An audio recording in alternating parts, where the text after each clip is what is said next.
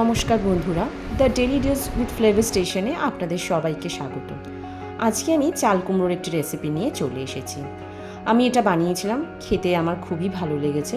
আপনারাও পারলে একবার ঘরে ট্রাই করে দেখতে পারেন। আচ্ছা, আমি এবার উপকরণগুলো বলে দিই।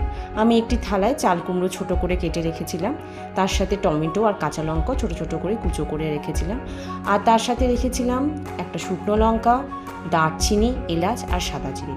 প্রথমে একটা কড়াইতে আমি তেল নিয়ে নেব।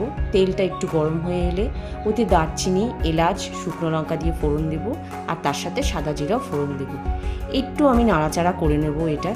আর আমি লো আছে, তেলটা গরম হয়ে গেলে গ্যাসের আঁচটাকে আমি কম করে নিয়েছি। এরপরে আমি কাঁচা লঙ্কা কুচি আর টমেটো কুচি এর মধ্যে দিয়ে দেবো। একটুখানি নাড়াচাড়া করে নেব। তারপরে আমি চাল কুমড়োটা এর মধ্যে ছেড়ে দেবো।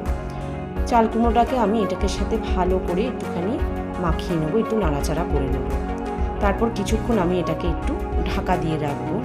একটু সাধারণত জানেন চাল কুমড়ো হোক লাউ হোক রান্না করার সময় একটু জল ছাড়ে, তো এটা একটু জল ছাড়ার পর তারপরে আমি এর মধ্যে নুন মেশাবো, তারপর হলুদ দেবো, তারপর ধনে গুঁড়ো আর জিরে গুঁড়ো দিয়ে জিনিসটাকে ভালো করে মিশিয়ে নেব। মেশানোর পর এটাকে আমি কিছুক্ষণ ঢাকা দিয়ে রাখবো কম আছে। এবার দেখবেন আস্তে আস্তে চাল কুমড়োটা সেদ্ধ হয়ে এলে তারপরে আস্তে আস্তে আবার ঢাকা তুলে মাঝে মাঝে আমি এরকম নাড়াচাড়া করে নেব। চাল কুমড়ো আপনারা সবাই ঘরে বানান, বিভিন্ন রকমভাবেই বানান, সবাই আমরা খেয়ে এটা অভ্যস্ত, এটা নতুন কিছু নয়। কিন্তু আজকে আমি একটু অন্যরকমভাবে বানিয়েছিলাম, খেতেও খারাপ কিছু হয়নি, ভালোই লেগেছিল। আপনারাও একবার পারলে বানিয়ে দেখবেন আর জানাবেন খেতে কেমন লাগবে। আর আমার রান্নাটা ভালো লাগলে অবশ্যই আমার একটা লাইক করবেন, কমেন্টস করবেন, আর অবশ্যই আমার চ্যানেলটি সাবস্ক্রাইব করবেন। আপনারা সবাই ভালো থাকুন। নমস্কার।